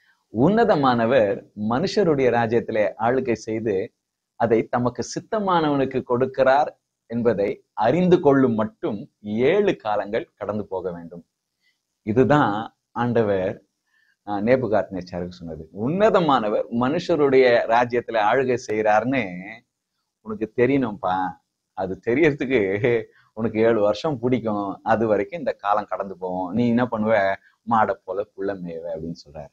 ஏன்னா இந்த நேபுகாத்நேச்சார் இந்த ராஜ்யங்களை எல்லாம் பிடிப்பதற்கு முன்பதாக, எருசலேமை பிடிக்கிறதுக்கு முன்னாடியே அந்த எகிப்து தேசத்தை பிடித்து அந்த ராஜாவை அழித்து போடுவதற்கு முன்பதாகவே ஆண்டவர் எரேமியா மூலமாக நேபுகாத்நேச்சார் இதெல்லாம் செய்வாரு சொல்லி தீர்க்க தரிசனமா சொல்றாரு.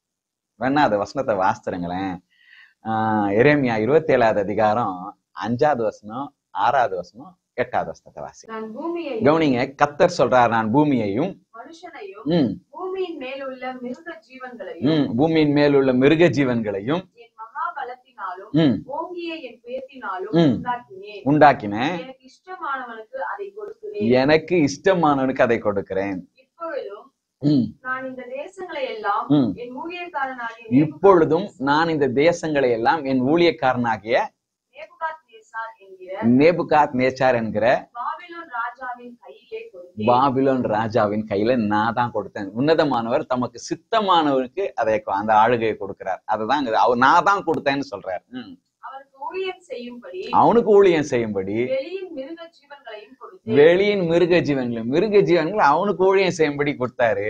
ஆனா எப்ப அவனுக்கு மேட்டிமை வந்துச்சோ, அவனுடைய மனுஷ இருதயம் போய் மிருக ஜீவன் வந்து வெளியின் மிருகங்கள் அவனுக்கு ஊழியம் செய்யணும். ஆனா இவன் என்ன பண்ணான்? மிருகங்களோடு கூட சஞ்சரிக்கும்படி தள்ளப்பட்டான். ஏனென்றால் உன்னதமானவர் மனுஷருடைய ராஜ்யத்திலே ஆளுகை செய்கிறார் என்பதை அவன் மறந்து போனான். அவனை ஆண்டவர் தான் அவனை அங்க இடத்துல உட்கார வச்சாரு. என் தாசன் என்று சொல்றாரு, என் வேலைக்காரன் அப்படின்னு சொல்லிட்டு சாதாரண ஒரு ஆளை எடுத்து ராஜ்யங்களை எல்லாம் அவனுக்கு கொடுத்து அவனை அந்த இடத்துல உட்கார வைத்தது அவர் தான்.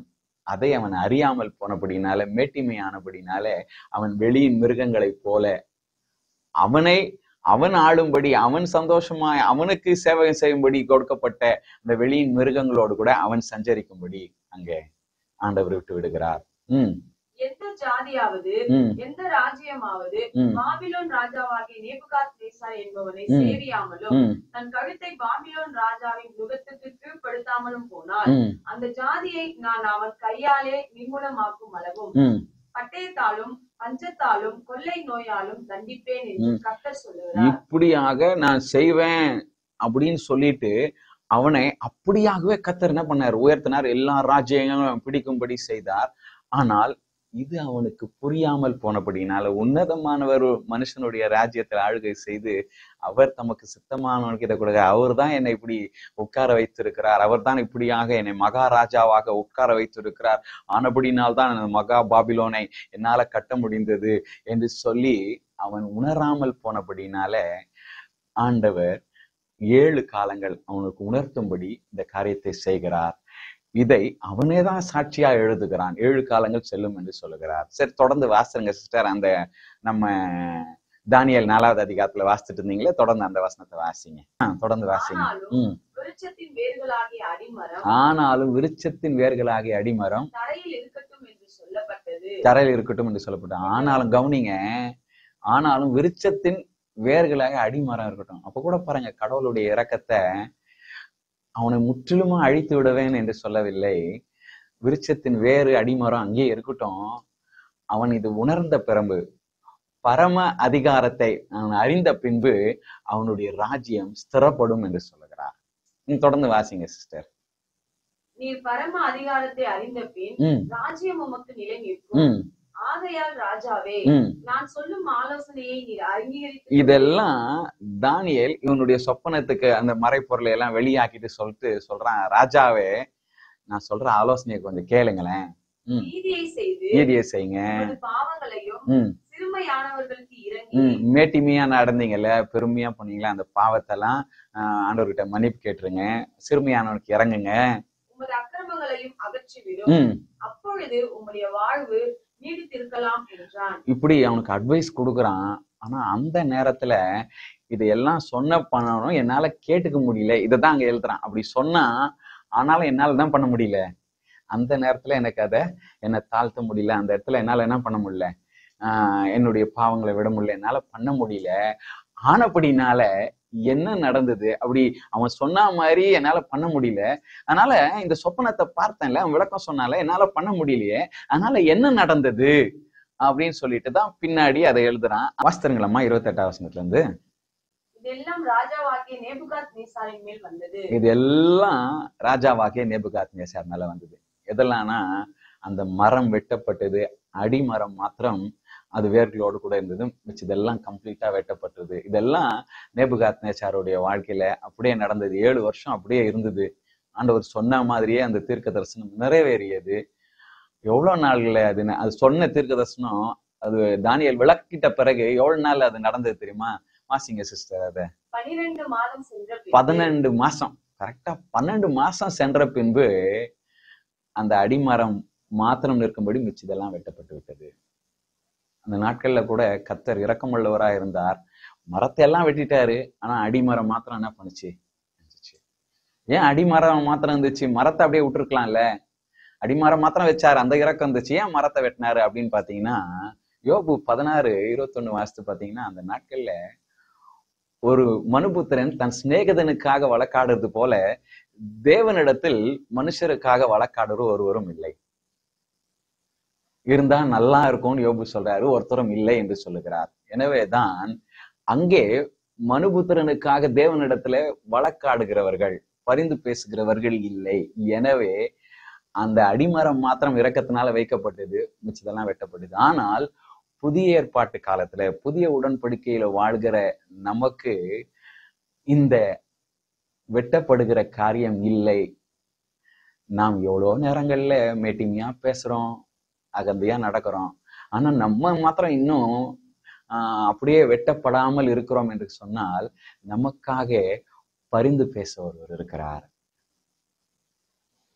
நமக்காக பரிந்து பேசுகிற மனுஷகுமாரன் ஆகிய இயேசு கிறிஸ்து, தேவகுமாரன் மனுஷகுமாரனாக வெளிப்பட்டாரே, அந்த மனுஷகுமாரன் நமக்காக பிதாவினிடத்துல பரிந்து பேசுகிறவராய் இருக்கிறபடினால நாம் இன்னும் வெட்டப்படாமல் இருக்கிறோம். ஆனபடினால நாம் அகந்தையை விட்டு நம்மை நாமே தாழ்த்த நாம் ஆவியானுடைய பலத்தை பெற்று நம்மை அர்ப்பணிக்க கர்த்தர் இன்றைக்கு அழைக்கிறார். நம்ம பலத்தினால முடியாது, ஆனா ஆவியானவர் நமக்கு உதவி செய்ய வல்லவராய் இருக்கிறார். இயேசு பரிந்து பேசி கொண்டிருக்கிறார். ஆனபடினால்தான் நாம் இன்னும் வெட்டப்படாமல் இருக்கிறோம். இதை புரிந்து கொண்டு தேவ கிருபையை பெற்று நம்மை தாழ்த்த நாம் ஆண்டவரிடத்துல வேண்டுதல் செய்வோம். எடுத்து வாசிருங்களேன் வேணா அந்த வசனத்தை. 1 யோவான் 2வது அதிகாரம் 1ஆம் வசனம். என் பிள்ளைகளே, நீங்கள் பாவம் செய்யாதபடிக்கு இவைகளை உங்களுக்கு எழுதுகிறேன். ஒருவன் பாவம் செய்வானானால் நீதிபரராய் இருக்கிற இயேசு கிறிஸ்து நமக்காக பிதாவினிடத்தில் பரிந்து பேசுகிறவராய் இருக்கிறார் என்று சொல்லி இங்கே சொல்லப்பட்டிருக்குதா? ஆனா ஆங்கில வேதாகமத்துல வழக்காடுகிறவராக, நமக்காக பிதாவினிடத்துல வழக்காடுகிறவராக என்பது போல எழுதப்பட்டிருக்கு. நான் அதை வேணா வாசிக்கிறேன், கேளுங்களேன். My little children, I am writing these things to you so that you may not sin. But if anyone does sin, we have an advocate with the Father, Jesus Christ the righteous. ஒருவன் பாவம் செய்வானானால் நீதிபரராக இருக்கிற இயேசு கிறிஸ்து பிதாவினிடத்துல வழக்காடுகிறவராக இருக்கிறார். லூக்கா 13வது அதிகாரம் 6-8 வரைக்கும் உள்ள வசனத்தை வாசித்து பாத்தீங்கன்னா, அங்கே இயேசு கிறிஸ்து ஒரு உவமை சொல்றார். ஒரு மனுஷன் தன்னுடைய திராட்சை தோட்டத்துல ஒரு அத்தி மரத்தை நட்டான். சில வருடங்கள் கழித்து அவன் தன்னுடைய திராட்சை தோட்டத்துக்கு வந்து பார்க்கிறான். அந்த அத்தி மரத்துல ஒரு கனியையும் காணவில்லை. அப்பொழுது தன்னுடைய தோட்டக்காரனை அழைத்து, இந்த அத்தி மரத்தை வெட்டி போடு, அது ஒரு கனியும் வரவில்லை, ஏன் அது தன்னுடைய நிலத்தை கெடுக்க வேண்டும், ஆனப்படினால அதை வெட்டி போடு என்று சொல்லுகிறான். அப்பொழுது அந்த தோட்டக்காரன் சொல்லுகிறான், இன்னும் 1 வருஷம் இருக்கட்டும், நான் கொத்தி எரு போடுவேன், அப்பொழுது அது கனி கொடுக்க ஆரம்பித்து விடும் என்று சொல்லி அந்த மரத்துக்காக தன்னுடைய எஜமானிடத்துல அந்த தோட்டக்காரன் பரிந்து பேசுகிறான். ஆங்கிலத்துல சொல்லப்பட்டது போல அட்வொகேட் பண்ணுகிறான். ஆனபடினால அந்த தோட்டம் வெட்டப்படவில்லை. அவன் சொல்லுகிறான், நான் பொறுப்பெடுத்துக் கொள்ளுகிறேன். அந்த தோட்டக்காரன் அந்த மரத்துக்காக தான் பொறுப்பெடுத்தான். அது போலதான் ஆண்டவராகிய இயேசு கிறிஸ்து நமக்காக பொறுப்பெடுக்கிறார். நான் கொத்தி எரு போடுவேன், நான் அதை கனி கொடுக்க செய்கிறேன் என்று சொல்லி பிதாவின் இடத்துல அவர் அட்வொகேட் பண்ணுகிறபடியினாலதான் அநேக நேரங்கள்ல நம்ம அகந்தையா, பெருமையா, மேட்டுமையா பேசினாலும் நாம் வெட்டப்படாமல் இருக்கிறோம். இதை நாம் புரிந்து கொண்டு அவருடைய கிருபையில பலப்பட்டு நம்மை தாழ்த்த, இந்த மேட்டிமையை விட்டு விட கர்த்தர் நமக்கு உதவி செய்வாராக. இங்க பார்க்கிறோம், 12 மாசத்துல நேபுகாத்நேச்சாருடைய அந்த மரம் வெட்டப்பட்டு போயிற்று. ஆனால் இங்கே ஓமையில பார்க்கிறோம், அந்த தோட்டக்காரன் சொல்லுறான், இன்னும் 1 வருஷம் இருக்கட்டும். 1 வருஷம்னா எத்தனை மாசம்? 12 மாசம். நம்ம வெட்டப்படாம இருக்கிறதுக்கு அந்த 12 மாசத்துல அது வெட்டப்பட்டு போயிடுச்சு. ஆனா நம்ம 12 மாசம் அதை செஞ்சாலும் எத்தனை வருஷம் கனி கொடுக்கலாம், இன்னும் 12 மாசம் இருக்கட்டும் அப்படின்னு சொல்லி நமக்காக இயேசு பரிந்து பேசி கொண்டு இருக்கிறார். இன்னும் 12 மாசம் இருக்கட்டும் அப்படின்னு சொல்லி பரிந்து பேசி கொண்டு இருக்கிறார். எனக்கு அருமையான தேவ பிள்ளையே, இதுல இருந்து நாம் புரிந்து கொள்ள வேண்டியது என்ன? நாம் புதிய ஏற்பாட்டில இருக்கிற காலத்துல இருக்கிற நாம் பாக்கியவான்கள் என்பதை புரிந்து கொண்டு தேவனுடைய கிருபையில பலப்பட்டு நம்மை தாழ்த்த கடவுள் நமக்கு அனுக்கிரகம் செய்வார், உதவி செய்வார் என்று சொல்லி நாம் ஜெபித்து நாம் தாழ்த்த நாம் முற்படுவோம். கர்த்தர் நமக்கு உதவி செய்வார். அல்லேலூயா, அல்லேலூயா. கவனிங்க, சரியா 12வது மாசம் அது நடந்தது. தானியேல் சொன்னது போலவே 12வது மாசம் சொல்லி 12வது மாசத்துல அந்த மரம் என்னப்பட்டது? வெட்டப்பட்டது. தொடர்ந்து அந்த அதிகாரத்தை வாசிங்க, அந்த 4 அதிகாரத்தை அடுத்த வசனத்துல இருந்து வாசிங்க சிஸ்டர். 12 மாதம் சென்ற பின்பு ராஜா பாபிலோன் ராஜ்யத்தின் அரண்மனை மேல் உலாவிக் கொண்டிருந்தான். கவனிங்க, பாபிலோன் ராஜாவாகிய நேபுகாத்நேச்சார் அரண்மனையின் மேல உலாவிக் கொண்டிருந்த போது, இது என் வல்லமையின் பராக்கிரமத்தினால என் மகிமையின் பிரஸ்தாபத்துக்கு என்று நான் கட்டின மகா பாபிலோன் என்று சொல்லுகிறான். எப்போ சொன்னா? அவன் அரண்மனையின் மேல உலாவிக் கொண்டிருந்த போது. எனக்கு அருமையானவர்களே, நம்ம மேல போக போகதான் கவனமா இருக்க வேண்டியது இருக்கிறது. உங்களுக்கு தெரியும், 2 சாமுவேல் 11:2 நினைக்கிறேன், அங்கேயும் தாவீது அரண்மனையின் மேல உப்பரிகையில அங்க இருந்து பலகனி வழியாக பச்சைபாலை பார்க்கிறான், பாவத்தில் விழுகிறான். கர்த்தருக்கு ஸ்தோத்திரம். ஆண்டவராக இயேசு கிறிஸ்துவை பாருங்கள். ஆண்டவராக இயேசு கிறிஸ்து லூக்கா 4வது அதிகாரம் 9வது வசனத்தை வாசித்து பார்த்தீங்கன்னா, அங்க ஆண்டவராக இயேசு கிறிஸ்துவை பிசாசானவன் தேவாலயத்தின் உப்பரிகையின் மேல கொண்டு செல்லுகிறான். ஆனால் இயேசுவோ அந்த சோதனைகளை விழவில்லை, சாத்தானுடைய சோதனையை ஜெயித்தார். அல்லேலூயா. வேதவசனம் சொல்லுகிறது, அவர்தாமே சோதிக்கப்பட்டு பாடுபட்டபடினால சோதிக்கப்படுகிற நமக்கு அவர் உதவி செய்கிறவராய் இருக்கிறார். ஒருவேளை நீ மேல மேல உயர்ந்து கொண்டே போனாலும் உன் சோதனையில நீ விழுந்து விடாதபடிக்கு உன் சோதனையை அவர் நீ ஜெயிக்கும்படி உனக்கு உதவி செய்ய வல்லவராய் இருக்கிறார். அல்லேலூயா, அல்லேலூயா. இங்க பாருங்க, இவன் மேலே உலாத்தி கொண்டிருக்கும் போது நான் கட்டின மகா பாபிலோன் என்று சொல்லுகிறான். அப்படி சொன்ன உடனே என்ன நடந்தது? தொடர்ந்து வாசிங்களேன் சிஸ்டர். இந்த வார்த்தை ராஜாவின் வாயில் இருக்கும்போது, இந்த வார்த்தை ராஜாவினுடைய வாயில் இருக்கும் போதே வானத்திலிருந்து ஒரு சத்தம் உண்டாகி ராஜாவாகிய நேபுகாத்நேச்சாரே, ராஜ்யபாரம் உன்னை விட்டு நீங்கிற்று, மனுஷர் என்று தள்ளப்படுவாய், வெளியின் மிருகங்களோட சஞ்சரிப்பாய், மாடுகளைப் போல் புல்லை மேய்வாய். இப்படியே உன்னதமானவர் மனுஷருடைய ராஜ்யத்தில் ஆளுகை செய்து நமக்கு சித்தமாய் இருக்கிறவனுக்கு அதை கொடுக்கிறார் என்பதை நீ அறிந்து கொள்ளும் மட்டும் 7 காலங்கள் உன்மேல் கடந்து போகும் என்று உனக்கு சொல்லப்படுகிறது என்று விளம்பினது. அந்த நேரத்துல அவன் சொன்ன அந்த நேரத்திலேயே வானத்திலிருந்து ஒரு சத்தம் உண்டாயிடுச்சு, நீ மனுஷர் என்று தள்ளப்படுவாய். வேதத்துல வானத்திலிருந்து ஒரு சத்தம் உண்டானதே நிறைய நீங்க கேட்க முடியும். இயேசு கிறிஸ்து ஞானஸ்நானம் பெற்று கரையேறணும், வானத்திலிருந்து ஒரு சத்தம் உண்டாயிடுச்சு, இவர் என்னுடைய நேசகுமாரன், இவர் மேல் பிரியமாயிருக்கிறேன்னு சொல்லி. வானத்திலிருந்து உங்களுக்கு வாக்கு தத்தமும் வரலாம், உங்களுக்கு எச்சரிப்பின் சத்தமும் வரலாம். அது நீங்கள் அந்த வானவரோடு அந்த தேவனோடு கூட எப்படி பிணைக்கப்பட்டிருக்கிறீர்கள் என்பதை பொறுத்து இருக்கிறது. நீங்கள் தேவனோடு கூட பிணைக்கப்பட்டவர்கள், அவருக்கு பிரியமாய் நடப்பீர்கள் என்றால் வானத்திலிருந்து பிரியமானவர்கள் என்று சொல்லி உங்களுக்கு சத்தமான, இவர் என்னுடைய நேசகுமாரன், இவரில் பிரியமா இருக்கிறேன் என்று சொன்னது போல அப்படிப்பட்ட கர்த்தருடைய வார்த்தை எங்களுக்கு வரும். ஆனா அப்படினாலே வானத்திலிருந்து தேவனுடைய அந்த இன்பமான மகிமையான சத்தத்தை நீங்கள் கேட்க விரும்புவீர்களானால் தேவனோடு கூட சஞ்சரியுங்கள், கர்த்தர் உங்களை ஆசீர்வதிப்பார். அல்லேலூயா. இங்கே அவன் சொன்ன அந்த நேரத்தை, அந்த வாயில அவன் வார்த்தை இருக்கும் போதே வானத்திலிருந்து ஒரு வார்த்தை உண்டாது, நீ மனுஷரிலிருந்து தள்ளப்படுவாய், நீ இப்படியா இருப்பா, 7 காலம் இப்படி செல்லும் என்று சொல்லி அந்த காரியங்கள் எல்லாம் அப்படியே நடந்தது. ஆனா அதோடு கூட அவனுடைய காரியம் முடிந்து விடவில்லை. அந்த 7 வருஷம் முடியும் போது, அந்த நாட்களுக்கு அப்புறம் அவனுடைய அந்த அடிமரம் வளர ஆரம்பித்தது. அவன் புரிந்து கொள்ள ஆரம்பித்தான், மனுஷருடைய ராஜ்யத்திலே தேவன் ஆளுகை செய்து தமக்கு சித்தமானவரை அதுக்கு அதிகாரியா வைக்கிறார் என்பதை புரிந்து கொண்ட பிற்பாடு, அவன் பரம அதிகாரத்தை அறிந்த பிற்பாடு அவனுக்கு என்ன நடந்தது என்று சொல்லி அவன் சாட்சியாக தொடர்ந்து எழுதுகிறான். அந்த வசனத்தை வாசித்துருங்களேன். நீங்க அந்த சாட்சியை தான் நான் வாசித்து கொண்டு இருக்கிறேன், பெருசா நான் செய்தி கொடுக்கல. அந்த சாட்சி கடிதம் உங்க கையில இருக்குது, என் கையில இருக்குது. நான் வாசித்து கொண்டு இருக்கிறேன், நீங்க கவனிங்கள் என்று சொல்லுகிறேன். வாசிங்களேன் சிஸ்டர். தொடர்ந்து 34 வசனத்தையும் வாசித்துருங்க சிஸ்டர். அந்த நாட்கள் சென்ற பின்பு இந்த 7 வருஷம் சென்ற பின்பு நேபுகாத்நேசாராகிய நான் என் கண்களை வானத்துக்கு ஏறெடுத்தேன். என் புத்தி எனக்கு திரும்பி வந்தது. 36 வசனத்தையும் அதே தான் சொல்றேன், என் புத்தி எனக்கு திரும்பி வந்ததுன்னு சொல்லி. நீங்க இதை வாசிங்க சிஸ்டர் தொடர்ந்து. அப்பொழுது நான் உன்னதமானவரை நான் ஸ்தோத்தரித்து என்றென்றைக்கும் ஜீவித்திருக்கிறவரை புகழ்ந்து, இப்ப உன்னதமானவர் அவரை சொல்றான், என்றென்றைக்கும் அவர் ஜீவித்திருக்கிறவர் என்று சொல்லி புகழுகிறான்.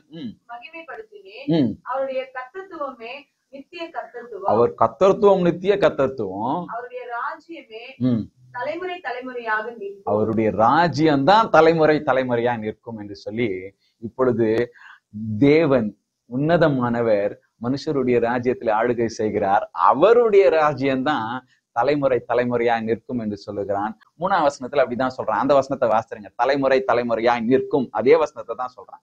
அவருடைய அடையாளங்கள் எவ்வளவு மகத்துவமும், அவருடைய அற்புதங்கள் எவ்வளவு வல்லமையுமா, அவருடைய அடையாளங்கள் எவ்வளவு மகத்துவமோ, அவருடைய அற்புதங்கள் எவ்வளவு மகத்துவமா இருக்குது. அவருடைய ராஜ்யம் நித்திய ராஜ்யம், அவருடைய ராஜ்யம் நித்திய ராஜ்யம், அவருடைய ஆளுகை தலைமுறை தலைமுறையாய், அவருடைய ஆளுகை தலைமுறை தலைமுறை. இந்த 36ஆம் வசனத்தை வாசிங்க சிஸ்டர். அவ்வேளையில் என் புத்தி எனக்கு திரும்பி வந்துச்சு. என் ராஜ்யபாரத்தின் மேன்மைக்காக என் மகிமையும் என் முகங்களையும் எனக்கு திரும்பி வந்தது. என் ராஜ்யபாரத்தின் மேன்மைக்காக என் மகிமையும் என் முகக்களையும் எனக்கு திரும்பி வந்தது. கவனிங்க, புத்தி மாத்திரம் உங்களுக்கு வந்துருச்சுன்னா, எந்த புத்தி? உன்னதமானவர் மனுஷருடைய ராஜ்யத்துல ஆளுகை செய்கிறார். அவர் உயர்ந்தவர், சிறந்தவர், மகத்துவமானவர். அந்த பரம அதிகாரம் தான் நிலையானது. அந்த பரம அதிகாரத்தை நீ அறிந்து கொள்ளுகிறாய் பார். அந்த புத்தி, அவருக்கு மேலான அதிகாரம் இல்லை. அவர்தான் பரம அதிகாரம், சர்வ வல்லவர் என்கிற அந்த பரம அதிகாரத்தை அறிந்து கொண்டு அந்த அதிகாரத்தோடு நீ பின்னி பிணைக்கப்படுகிறாய் பாரு. அதுதான் உண்மையான புத்தி.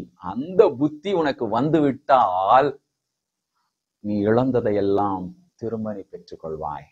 அவர் பரம அதிகாரத்தோடு கூட பின்னி பிணைக்கப்பட்டு, அவருடைய அதிகாரத்துக்கு மேலான அதிகாரம் இல்லை என்று சொல்லி அறிந்து, என்னுடைய அதிகாரம் இல்லை, எல்லாம் நீர் எனக்கு கொடுத்தது, எனக்கு இருக்கிற நீர் கொடுத்ததை தான் நான் பயன்படுத்தி கொடுக்கிறேன். ஒரெல்லாம் எனக்கு அதிகாரம் இருந்தாலும் சர்ப்பங்களை எடுக்கவும் தேள்களை மிதிக்கவும் சகல சத்துருவின் வல்லமையை மேற்கொள்ள எனக்கு அதிகாரம் கொடுத்து இருக்கிறீர். ஆனால் அதெல்லாம் நீர் எனக்கு கொடுத்த அதிகாரம். பிசாசுகளை துரத்தும், வியாதியஸ்தரை குணமாக்கும்படி நீர் எனக்கு அதிகாரத்தை கொடுத்து இருக்கிறீர். பூமியில நீ எதை கட்டுவாயோ அது பரலோகத்துல கட்டப்படும் என்று சொல்லி அதிகாரத்தை நீர் கொடுத்து இருக்கிறீர். ஆனால் இவை எல்லாம் எனக்கு நீர் கொடுத்திருக்கிற அதிகாரம் என்று சொல்லி எந்த ஒரு நபர் அறிந்து கொள்ளுகிறாரோ அதுதான் புத்தி. சில நேரங்கள்ல கர்த்தர் நமக்கு அதிகாரங்களை கொடுக்கிறார், உயர்வை கொடுக்கிறார், மேன்மையை கொடுக்கிறார். இதெல்லாம் கொடுக்கும்போது நம்ம என்ன நினைக்கிறோம்னா, நம்ம எதையோ அந்த அதிகாரத்தை சம்பாதிச்சிட்ட மாதிரி, இந்த மேன்மையை சம்பாதிச்சிட்ட மாதிரி, என்னுடைய பலத்தினால சம்பாதிச்சிட்ட மாதிரி நினைக்கிறோம். இல்லை இல்லை இல்லை, அந்த பரம அதிகாரம் தான். அந்த பரம அதிகாரத்தோடு நான் பின்னி பிணைக்கப்பட்டபடியினால் இந்த அதிகாரங்கள் எனக்கு கொடுக்கப்பட்டிருக்கிறது என்று சொல்லி நான் புரிந்து கொள்வோமானால், இயேசு சொன்னார், வானத்திலும் பூமியிலும் சகல அதிகாரம் எனக்கு கொடுக்கப்பட்டிருக்கு, ஆகையால் நீங்கள் புறப்பட்டு போங்க. இயேசு வானத்திலும் பூமியிலும் சகல அதிகாரம் உடையவராய் இருந்து அந்த அதிகாரத்தை நம்மோடு கூட பகிர்ந்து கொடுத்தபடினாலதான் இந்த பூமியில நாம் அதிகாரத்தை செயல்படுத்த முடிகிறது. நாம் ஆண்டவருக்காய் காரியங்களை செய்ய முடிகிறது. இதை நாம் புரிந்து கொள்வதுதான் புத்தி. நாம் எதையாகிலும் செய்வோமானால் அது தேவ கிருபை. அதைதான் பவுல் புரிந்து கொண்டார். எங்களால் எதாகிலும் ஆகும் என்பது போல ஒன்றை யோசிக்கிறதுக்கு எங்களால் நாங்கள் தகுதியானவர்கள் அல்ல, எங்களுடைய தகுதி தேவனால் உண்டாயிருக்கிறது, அவரே எங்களை தகுதிப்படுத்துகிறார் என்று சொல்லுகிறார். இதை புரிந்து கொள்வதுதான் புத்தி. இததான் என்ன சொல்றான், என் புத்தி எனக்கு திரும்ப வந்தது. திருப்பி அந்த 36 வசனத்தை வாசித்துங்க சிஸ்டர். அவ்வேளையில் என் புத்தி எனக்கு திரும்பி வந்தது. என் ராஜ்யபாரத்தின் மேன்மைக்காக என் மகிமையும் என் முகக்கலையும் எனக்கு திரும்பி வந்தது. கவனிங்க, புத்தி வந்துச்சுன்னா மறுபடியும் உனக்கு கொடுக்க, நீ இழந்து போன அந்த ராஜ்யபாரம் உனக்கு வரும். நீ ராஜ்யபாரத்துக்கு தேவையான அந்த முகக்கலை வந்துவிடும். அல்லேலூயா. ஒருவேளை இன்னைக்கு நீ எதையோ இழந்து, உன்னுடைய அதிகாரத்தை இழந்து, உன்னுடைய உயர்வை இழந்து இருக்கிறபடினால முகக்கலை இழந்து இருக்கிறாயா? இந்த புத்தி உனக்கு வந்து விட்டால் போதும், கர்த்தர் உனக்கு மறுபடியும் அந்த முகக்கலையை கொடுத்து மறுபடியும் நீ இழந்த அந்த உயர்வை உனக்கு மறுபடியும் கொடுப்பார். தொடர்ந்து வாசிங்க சிஸ்டர். ஆமா, உன் புத்தி மாத்திரம் கடவுள் தான் எனக்கு எல்லாம் செய்யறாருன்னு உனக்கு புத்தி வந்துச்சுன்னா உன்னை விட்டு போனவங்க எல்லாம் உன்னை திருப்பி தேடி வர ஆரம்பிச்சிருவாங்க. அல்லேலூயா. தொடர்ந்து வாசிங்க சிஸ்டர். நான் என் ராஜ்யத்துல ஸ்திரப்படுத்தப்பட்டேன். என் ராஜ்யத்துல ஸ்திரப்படுத்தப்பட்டேன். என் புத்தி திரும்பி வந்தோன்னே ராஜ்யத்துல ஸ்திரப்படுத்தப்பட்டது மாத்திரம் இல்ல, முதல்ல இருந்த மகத்துவத்தை காட்டலாம் அதிக மகத்துவம் எனக்கு வந்தது. அல்லேலூயா. புத்தி வந்துச்சுன்னா உன்னுடைய காரியத்துல நீ ஸ்திரப்படுத்தப்படுவாய். இன்னும் அதிக மகத்துவத்தை, மேன்மையை, உயர்வை கர்த்தர் கொடுப்பார். தொடர்ந்து வாசிங்க. ஆகையால் இப்போ நேபுகாத்நேச்சாராகிய நான், ராஜாவாகிய நான் கட்டின மகா பெரிய பாபிலோன் என்று சொல்லாமல் நேபுகாத்நேச்சாராகிய நான் புத்தி வந்த பிற்பாடு, அந்த பரம அதிகாரத்தை அறிந்த பிற்பாடு என்ன சொல்லுகிறேன்? நேபுகாத்நேச்சாராகிய நான் அந்த பரலோக தேவனை புகழ்ந்து, உனக்கு புத்தி வந்துச்சுன்னா உன்னுடைய எல்லா உயர்வுக்கும் அந்த பரலோக தேவனை நீ புகழ ஆரம்பித்து விடுவாய், துதித்து ஆரம்பித்து விடுவாய். புகழ்ந்து உயர்த்தி மகிமைப்படுத்துகிறேன்.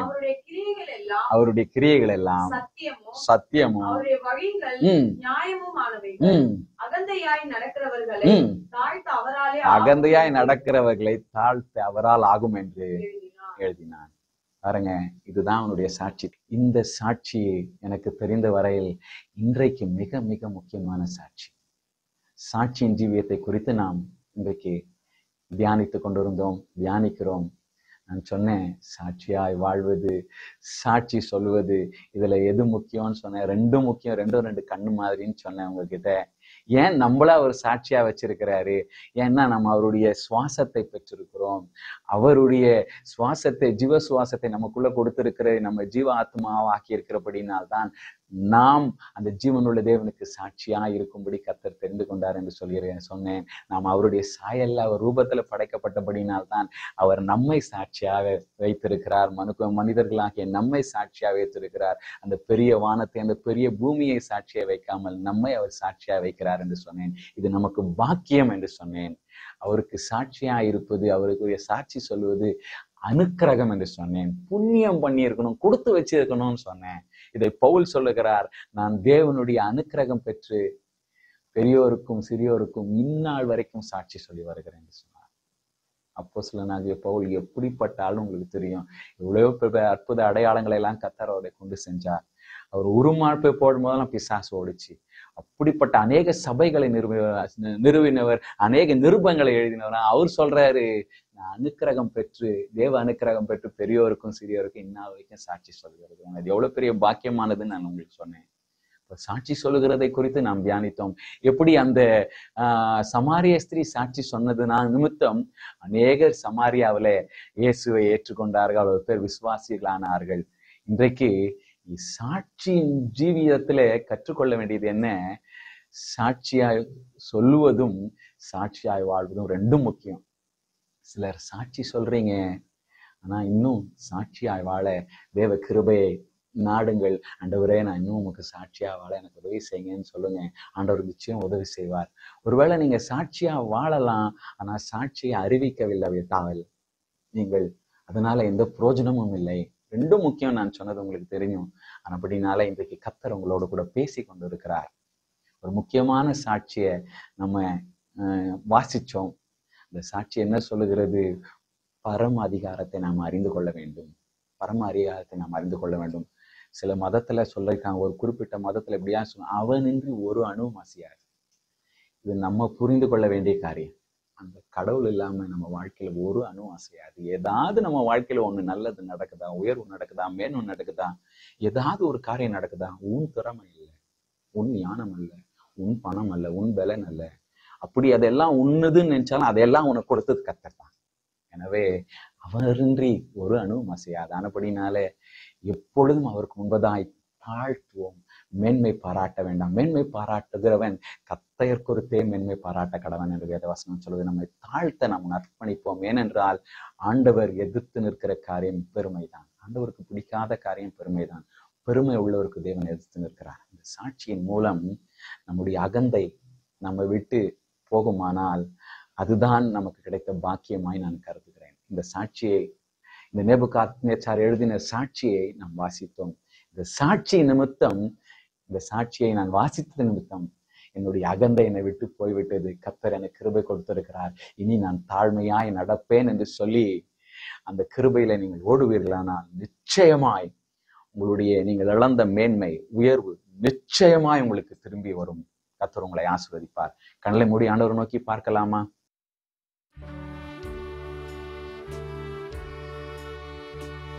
தகப்பனே, உம்மை நன்றியோடு கூட ஸ்தோத்திரிக்கிறோம். மனதார உம்மை துதிக்கிறோம், ஸ்தோத்திரிக்கிறோம். இந்த நாளிலும் நீர் எங்களோடு கூட பேசினதற்காக உமக்கு நன்றி செலுத்துகிறோம் கர்த்தாவே.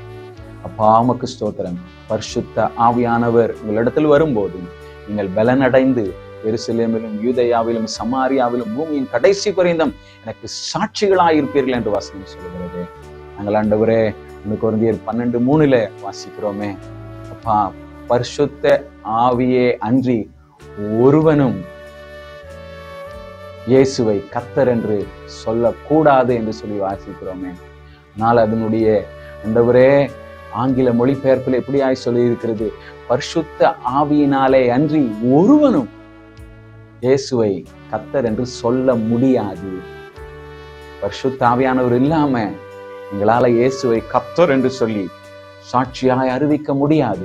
ஆனபடினாலே இன்றைக்கு இந்த பரிசுத்த ஆவியின் பலத்தினால எங்களை அளவில்லாமல் நிரப்பும்படியாக நாங்கள் ஜெபிக்கிறோம்.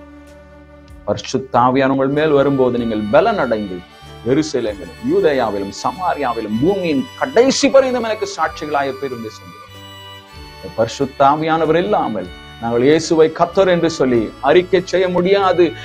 ஆனா இந்த பரிசுத்த ஆவியானவர் இல்லாமல் இயேசுவை கர்த்தர் என்று சொல்லி நாங்கள் சாட்சியாய் சொல்ல முடியாது. ஆனபடினால இன்றைக்கும் எங்களை பரிசுத்த ஆவியினாலே அளவில்லாமல் நிரப்பும்படியாய் நாங்கள் ஒப்பு கொடுக்கிறோம். பரிசுத்த ஆவியினாலே எங்களை நிரப்புவீராக. எங்க பலத்தினால, எங்க பராக்கிரமத்தினால செய்ய முடியாதது பரிசுத்த ஆவியினால எங்களால செய்ய முடியும்பா.